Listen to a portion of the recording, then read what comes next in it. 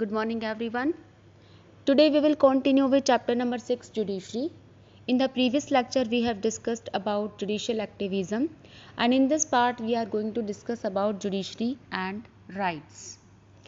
We have already seen that the judiciary is entrusted with the task of protecting right of individual. हमने पिछले कुछ lectures में देखा है कि किस तरीके से जो जुडिशरी है वो इंटरफेयर करती है लेजिस्लेचर और एग्जीक्यूटिव में। मीन्स जहाँ पर लेजिस्लेचर और एग्जीक्यूटिव सही तरीके से काम नहीं करती, वहाँ पे जो जुडिशरी है वो प्रोएक्टिव हो जाती है। And in this way the constitution provide two ways in which the Supreme Court can remedy the violation of rights। दो तरीके ऐसे दिए हैं हमारे कॉन्स्टिट्यूशन में जिनमें ये बताया गया है कि सुप्रीम कोर्ट किस तरह से जो हमारा राइट्स का फंडामेंटल राइट का वायलेशन होता है उसको किस तरीके से प्रोटेक्ट कर सकती है।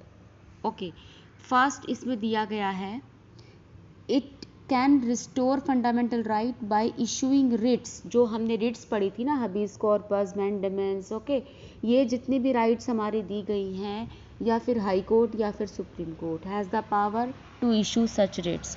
इनके पास पावर है कुछ ऐसी रिट्स को इशू करने की, सुप्रीम कोर्ट के पास भी और हाई कोर्ट के पास भी। Secondly, the supreme court can declare the concern law as unconstitutional. किसी भी लॉ को जो भी हमारा एग्जीक्यूटिव या जो पार्लियामेंट में पास होगा, अगर उसको लगे कि that right is not according to the constitution, तो उसको सुप्रीम कोर्ट के पास पावर है उस राइट को अनकॉन्स्टिट्यूशनल बनाने की। तो in this way we can say कि दो प्रोविज़न दिए हैं जिन दो प्रोविज़न के थ्रू जो जुडिशरी है वो इंटरफेयर कर सकती है। दो तो ये सिंपल है ही। तीसरा हमने क्या रीड किया था, जुडिशियल एक्टिविज़म। तो जुडिशियल एक्टिविज़म यहाँ पे वर्क करेगा अब कि किसी भी लॉ को जब वो अनकॉन्स्टिट्यूशनल बनाएगा तो यहाँ पे जुडिशियल एक्टिविज़म ही हमारा वर्क करेगा। So together these two provisions of the constitution establish the supreme court as the protector of the fundamental right of the citizen on the one hand. एक तरफ तो क्या है कि ये जो हमारा हम कॉमन ह्यूमन बीइंग है, कॉमन सिटीजन है, उनके फंडामेंटल राइट को प्रोटेक्ट करता है, and on the other hand क्या करता है, it is the interpreter of the constitution. हमारे जो कॉन्स्टिट्यूशन है उसको एक्सप्लेन करता है, उसका इंटरप्रेटर है हमारा जुडिशरी, हमारी जो जुडिशरी है। So the second two ways mentioned above involves judiciary review. ये जुडिशरी रिव्यू के अंदर ही इन्वॉल्व होती है। The most important power of the Supreme Court is the power of the judicial review। Judicial review का क्या मतलब होता है कि दोबारा से उसको देखना। अब अगर मान लो पार्लियामेंट में अगर कोई लॉ पास हुआ है या फिर एग्जीक्यूटिव ने उसको इम्प्लीमेंट कर दिया है, सो यहाँ पर जो जुडिशरी है वो अपने इस पावर का यूज़ करेगी, जुडिशरी रिव्यू का यूज़ करेगी। जुडिशियल रिव्यू में वो देखेगी प्रॉपर दोबारा से कि जो भी लॉ पास हुआ है, जो इम्प्लीमेंट किया गया है, that is according to the constitution और नॉट। जुडिशियल रिव्यू में जो जुडिशरी है हमारी अपनी खुद के दिए हुए डिसीजंस को भी रिव्यू कर सकती है। Judicial review means the power of the supreme court और द हाई कोर्ट, दोनों के पास ये पावर है कि कुछ भी अगर अनकॉन्स्टिट्यूशनली अगर लॉ नहीं है तो उसको वो क्या कर सकती है, उसको ख़त्म कर सकती है, उस लॉ को, उसको बिल्कुल अनकॉन्स्टिट्यूशनल डिक्लेयर वो कर सकती है। So as we saw that the section of the jurisdiction of the Supreme Court in this case of federal relation to the Supreme Court can use the reviews power if a law is inconsistent with the distribution of power laid down by the Constitution।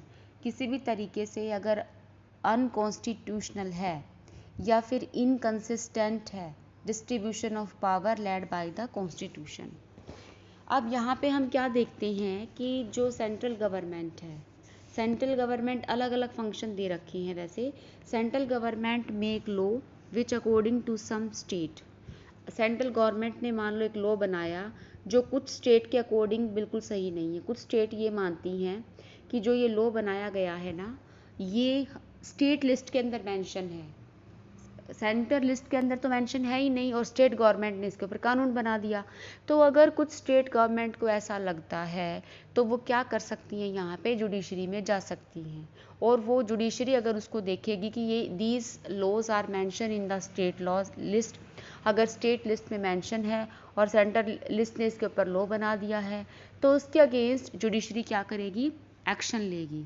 Okay, so in this way it would declare that the law is unconstitutional, और वो declare कर देगी कि जो law बनाया गया है by the centre government is unconstitutional, ये गलत है और ये इसको लॉ बनाने का राइट सिर्फ स्टेट लिस्ट में मेंशन है और स्टेट लिस्ट में जो मेंशन है उसका राइट सिर्फ किसको है, स्टेट गवर्नमेंट को ये राइट दिया गया है। क्लियर, तो यहाँ तक आपका ये है। उसके बाद आपको बताया गया है आगे, इस पूरे पैराग्राफ में आपको यही चीज़ें एक्सप्लेन की जाएंगी जो पूरे चैप्टर में आप पीछे पढ़ चुके हो, बार बार उन्हीं चीज़ों की एक्सप्लेनेशन है यहाँ पे दोबारा से। अब यहाँ पे आपको बेसिकली क्या बताया गया है कि the right prohibit forced labour. अब कुछ राइट्स की हमने बात करी थी चैप्टर नंबर 2, जब हमने राइट्स वाला चैप्टर पढ़ा था तो इसमें कुछ राइट्स दिए गए थे, उनकी बात करी थी हमने। तो these rights prohibit forced labour, prohibit करते हैं फोर्स्ड लेबर, अगर ज़बरदस्ती किसी से काम कराया जाए। ट्रेड इन ह्यूमन फ्लैश का अगर ट्रेड किया जाए। Prohibits employment of children in hazardous activity या हजारडियस जॉब्स में अगर चिल्ड्रन को काम कराया जाए, लाइक माइनिंग में। But the question is now how could these, लेकिन अब क्वेश्चन ये है, हमें ये तो पता है कि ये सब चीज़ें क्या हैं, गलत हैं, ये अनकॉन्स्टिट्यूशनल है, लेकिन अब क्वेश्चन क्या है कि इन सब चीज़ों के अगेंस्ट अगर उन लोगों को कोई नॉलेज ही नहीं है, then how could those whose right are violated can approach the court. अब वो कोर्ट में अप्रोच कैसे करेंगे, अभी हमने पढ़ा था पिछले कुछ लेक्चर्स में, PIL को हमने स्टडी किया था, जुडिशियल एक्टिविज्म को हमने स्टडी किया था। तो PIL and the judicial activism made it possible for the courts to consider these violations. जो चीज़ें हमने पढ़ी थी ना पीछे, ऑलमोस्ट अभी आने वाले पार्ट में इस चैप्टर में आपकी वही चीज़ें रिपीट हो रही हैं बार बार, उन्हीं को दोबारा से एक्सप्लेन, मतलब बहुत ज़्यादा डीपली उनको एक्सप्लेन किया जा रहा है। तो सिंपल सी बात है कि जब किसी के साथ में वायलेशन हो रहा है इनमें और वो they are not able to go the court, they are not able to reach the court and approach the court, then PIL and the judicial activism made it possible for the courts to consider these violations. Okay, तो इस तरीके से हम कह सकते हैं कि जो PIL है या फिर जुडिशियल जो एक्टिविज्म है वो बहुत ज़्यादा हेल्प करता है इस तरह के केसेस में। So next topic is judiciary and the parliament. So in this part judiciary and the parliament में आपको ये बताया गया है कि apart from taking a very active stand on the matter of the right, the court has been active in seeking to prevent superversion of the constitution through political practices. Thus areas were considered beyond the scope of the judicial reviews. Here basically students you are told that many other instances in which Supreme Court actively involved, जिसमें हमने देखा है कि supreme court बहुत सारे cases में actively involve है अपने आप, like in the administration of justice by giving direction to executive agencies, इन सब में जब वो डायरेक्टली एक्टिवेटेड है, thus it gave directions to CBI। अब क्या कर सकता है सुप्रीम कोर्ट के पास, जुडिशरी के पास पावर है, क्या पावर है यहाँ पे ये बताया गया है कि एग्जीक्यूटिव और जो जुडिशरी है पार्लियामेंट है, जब वो कोई भी लॉज बनाएंगी, ठीक है, या फिर उसको इम्प्लीमेंट करेंगी, यहाँ पे अब जुडिशरी के पास क्या पावर है कि वो उनका जुडिशियल रिव्यू कर सकता है। देखो वही बात आ गई, जुडिशियल रिव्यू करेगा तो वो क्या कर सकता है, it give direction to CBI to investigations against politicians as well as the bureaucrats. जितने भी ब्यूरोक्रेट्स इन्वॉल्व हैं, अगर उसको लगता है किसी केस के अंदर जो हमारे एग्जीक्यूटिव के मेंबर, हमारे ब्यूरोक्रेट्स या फिर पार्लियामेंट्रीज कुछ मेंबर किसी पर्टिकुलर केस के अंदर इन्वॉल्व हैं, उसको लगता है कि ये अनकॉन्स्टिट्यूशनल है, तो वो क्या कर सकता है, वो CBI की जांच करवा सकती है। जुडिशरी के पास की पावर है, वो CBI से जांच करवा सकती है। अब यहाँ पे आपके कुछ केसेस भी मेंशन है, some of the cases are given here, like hawala case, Narasimha Rao case, illegal allotment of the petrol pumps, ये सारे केसेस हैं जिनके ऊपर जुडिशरी ने सीबीआई की जांच करवाई थी एग्जीक्यूटिव के अगेंस्ट में या फिर ब्यूरोक्रेट्स के अगेंस्ट में कि ये केसेस की प्रॉपर इन्वेस्टिगेशन होनी चाहिए। उसको लगा था कि कहीं ना कहीं कुछ गड़बड़ हो रही है। तो इससे हमें पता चलता है कि जो जुडिशरी एक्टिविज्म है वो कितना ज़्यादा एक्टिव है। And the Indian constitution is based on the delicate principles of limiting separation of power and checks and balance. हमें पता है हमारे भारत के कॉन्स्टिट्यूशन में ये दिया गया है कि जितनी भी ये तीनों हमारे ऑर्गन्स हैं ये क्या है, इनकी अपनी अपनी पावर है, अपना अपना ज्यूरिडिक्शंस है, अपनी पावर का सेपरेशन ऑफ पावर है। And there is the theory of check and balances कि एक चेक करेगा दूसरे को, मतलब एक बैलेंस बना के रखना है कि एक दूसरा ऑर्गन एक दूसरे को चेक करता रहेगा। इसका मतलब क्या है? This means that each organ of the government has a clear area of functioning. अपना अपना मेंशन है एरिया कि एग्जीक्यूटिव का ये काम है, लेजिस्लेचर का ये काम है, जुडिशरी का ये काम है। Okay, thus the parliament of the supreme court is making laws and amending the constitution.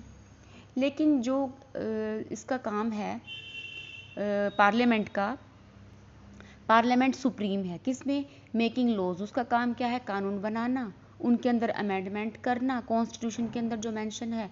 और जुडिशरी क्या करेगी? इम्प्लीमेंट करेगी उनको। जब एग्जीक्यूटिव इम्प्लीमेंट करेगी। And the judiciary is supreme in setting disputes. और जुडिशरी का बेसिकली क्या काम है? इनके बीच में अगर कोई डिस्प्यूट हो जाता है and deciding whether the laws that have been made are in accordance with the provisions of the constitution और नॉट। देखिए अब यहाँ पे तीनों के तीनों ऑर्गन के अलग अलग ज्यूरिडिक्शंस आपको समझा दिए गए हैं। ऐसा हमारे कॉन्स्टिट्यूशन में लिखा हुआ है कि भाई पार्लियामेंट क्या करेगी? लॉज बनाएगी, लॉज को अमेंड करेगी जो कि कॉन्स्टिट्यूशन में मेंशन है। एग्जीक्यूटिव क्या करेगा? इनको इम्प्लीमेंट करेगा। और जुडिशरी इन दोनों के बीच के डिस्प्यूट्स को सेटल करेगी और ये देखेगी अगर कुछ भी अनकॉन्स्टिट्यूशनल है अकॉर्डिंग टू द कॉन्स्टिट्यूशन, अगर इन्होंने लॉज को नहीं बनाया, नहीं इम्प्लीमेंट किया तो उसको इन्वेस्टिगेट करेगी। अब यहाँ पे तीनों की पावर जो है वो अलग अलग दे दी गई है। So in this way despite such clear cut divisions of the power, the conflict है किसके बीच में? लड़ाई झगड़े चलते रहते हैं जबकि पावर सबकी अलग अलग है, फिर भी लड़ाई झगड़े हैं। पार्लियामेंट का जुडिशरी के साथ चलता रहता है, एग्जीक्यूटिव का भी जुडिशरी के साथ चलता रहता है। तो ये सब चीज़ें क्यों हैं? क्योंकि कहीं ना कहीं पर ये लगता है पार्लियामेंट को और एग्जीक्यूटिव को कि जुडिशरी जो है वो प्रोएक्टिव बन के जुडिशियल एक्टिविज्म के थ्रू कहीं ना कहीं उनके कामों के बीच में इंटरफेयर कर रही है, उनके कामों के बीच में आ रही है, उनके ज्यूरिडिक्शन को अफेक्ट कर रही है। सो इन दिस वे कुछ एग्जाम्पल्स आपके दिए हैं जो केसेस। अब यहाँ पे एक एग्जाम्पल दिया है राइट टू प्रॉपर्टी एक्ट, आप पढ़ चुके हो पहले कि उसको रिस्ट्रिक्ट किया गया था राइट टू प्रॉपर्टी को। Parliament wanted to put some restrictions on the right to hold property. पीछे हमने चैप्टर नंबर 2 में स्टडी किया था ना, इसकी वीडियो आप दोबारा देख सकते हो कि किस तरीके से पार्लियामेंट चाहती थी कि राइट टू प्रॉपर्टी के ऊपर कुछ ना कुछ रिस्ट्रिक्शन लग जानी चाहिए। क्योंकि स्टार्टिंग में क्या था? Right to property was the fundamental right. Okay, so ये सब चीज़ अब पार्लियामेंट इस पे कंट्रोल करना चाहती थी, तो जुडिशरी ने इसको कहीं ना कहीं चेक करने की कोशिश की, इसके ऊपर कुछ रिस्ट्रिक्शंस लगा दी कि भी पार्लियामेंट इसमें कुछ भी चेंज नहीं कर सकती क्योंकि ये फंडामेंटल राइट है और फंडामेंटल राइट के बेसिक स्ट्रक्चर में हम बिल्कुल कोई चेंज नहीं कर सकते। उसके बाद पार्लियामेंट ने कोशिश करी इसको अमेंड करने की, कॉन्स्टिट्यूशन को अमेंड करने की कोशिश की। उसके बाद दोबारा से फिर कोर्ट ने कहा कि इवन थ्रू द अमेंडमेंट, चाहे अमेंडमेंट ही क्यों ना हो, फंडामेंटल राइट को बिल्कुल भी कहीं से टच नहीं किया जा सकता, उनको चेंज नहीं किया जा सकता। तो अब नीचे आपके कुछ डिस्प्यूट दिए गए हैं जिन जिन मैटर पे इतने सालों तक दोनों के बीच में, पार्लियामेंट के बीच में और फिर जुडिशरी के बीच में काफ़ी डिस्प्यूट्स रहे, वो चीज़ आपकी यहाँ पे इनमें आप स्टडी कर सकते हो। So after that what happen during the period of 1967 and 1973, इस टाइम पीरियड में बेसिकली क्या हुआ? बहुत सारी कंट्रोवर्सीज हुई दोनों के बीच में और इनकी कंट्रोवर्सीज बहुत ज़्यादा सीरियस हो गई। Apart from land reform laws enforcing preventive detention, laws governing reservation in job, ये सारी इन चीज़ों पर कंट्रोवर्सी रही थी कि भाई कितनी रिजर्वेशन मिलनी चाहिए, कितना क्या डिटेंशन मिलनी चाहिए, regulations acquiring private property regarding, इन सब की चीज़ों को लेकर दोनों के बीच में काफ़ी कंट्रोवर्सी चली। पीरियड आपको दे रखा है 1967 से 1973 के बीच में काफ़ी इनके बीच में कंट्रोवर्सी चलती रही. Okay, and after that what happen in 1973 the supreme court gave a decision. Supreme court ने एक क्लियर कट डिसीजन दिया. Okay, and that has become very important in regulating the relations, और जो बहुत ज़्यादा इंपॉर्टेंट साबित हुआ इनके बीच के रिलेशन को रेगुलेट करने में between the parliament and the judiciary. And this case is famous as the Kesavananda Bharati case. एक आया था केशव नंदा भारती केस के सेटलमेंट के बाद इनकी काफ़ी ज़्यादा लिमिट कर दी पावर जुडिशरी ने. और वो पावर कैसे लिमिट की कि कोर्ट ने अब क्या कहा कि there are basic structure of वो चीज़ें that which are the basic structure of the constitution. जो चीज़ें कॉन्स्टिट्यूशन का बेसिक स्ट्रक्चर है ना, उनको कोई भी, चाहे वो पार्लियामेंट है चाहे वो एग्जीक्यूटिव है, कोई भी उनको चेंज नहीं कर सकता, ना उस पर लॉ बना सकता, ना उसको अमेंडमेंट कर सकता. Okay, can violate the basic structure. The court did not do more things. First, दो चीज़ें उसने कही. पहली उसने ये कही कि it said that right to property, जो राइट टू प्रॉपर्टी का इशू इतने सालों से चल रहा था, अब कोर्ट ने कह दिया कि that is not belong to the basic structure of the constitution, कि ये कोई बेसिक स्ट्रक्चर से बिलोंग नहीं करता. और जो चीज़ें संविधान के बेसिक स्ट्रक्चर से बिलोंग नहीं करती उनको पार्लियामेंट चेंज कर सकती है या फिर अमेंड कर सकती है. सेकेंडली, उसने एक चीज़ अपने हाथ में रख ली, ये चीज़ कहते हुए कि राइट टू प्रॉपर्टी तो ठीक है भाई, it is not belong to the basic structure of the constitution. लेकिन दूसरी बात उसने एक और कही कि अब ये कोर्ट डिसाइड करेगा अपने आप में, ठीक है ना, कि कौन सा राइट जो कॉन्स्टिट्यूशन के बेसिक स्ट्रक्चर के अकॉर्डिंग है और कौन सा नहीं है. ये कहते हुए काफ़ी बड़ी ही पावर जुडिशरी ने अपने हाथ में रख ली. अब जुडिशरी डिसाइड करेगी कि कौन सी चीज़ कॉन्स्टिट्यूशन के बेसिक स्ट्रक्चर के अकॉर्डिंग है या नहीं है. अगर वो बेसिक स्ट्रक्चर के अकॉर्डिंग है तो उस पर जुडिशरी फैसला देगी या जुडिशरी उसको उसमें इंटरफेयर करेगी. और अगर वो बेसिक स्ट्रक्चर के अकॉर्डिंग नहीं है तो उसमें जो पार्लियामेंट है वो अमेंड भी कर सकती है और लॉज भी बना सकती है. राइट. सो ये सब चीज़ें ही आपको यहाँ पे डिस्कशन दिया गया है. इन पैराग्राफ्स में भी आपको यही सारी चीज़ें बताई गई हैं, इसी पर डिस्कशन चला हुआ है. तो एट लास्ट हम इस चैप्टर में क्या समझते हैं कि these issues indicate how delicate the balance between the two organ of the government. कितना डेलिकेट बैलेंस बना के रखना है गवर्नमेंट के दो ऑर्गन के बीच में. Right. It is how important and it is for each organ of the government in a democracy to respect the authority of the state. हर एक को ये चाहिए कि जो भी हमारे कॉन्स्टिट्यूशन में जो पावर दे रखी हैं, जो चीज़ें अलग अलग हमारे ऑर्गन को दे रखी हैं, तो एक दूसरे को हमें बहुत अच्छे से रिस्पेक्ट करना चाहिए.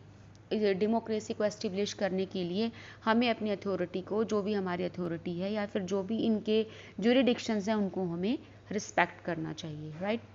So that's all about today's lecture. With this chapter is completed and the question answer of this chapter I will send you tomorrow. So thank you for being with me.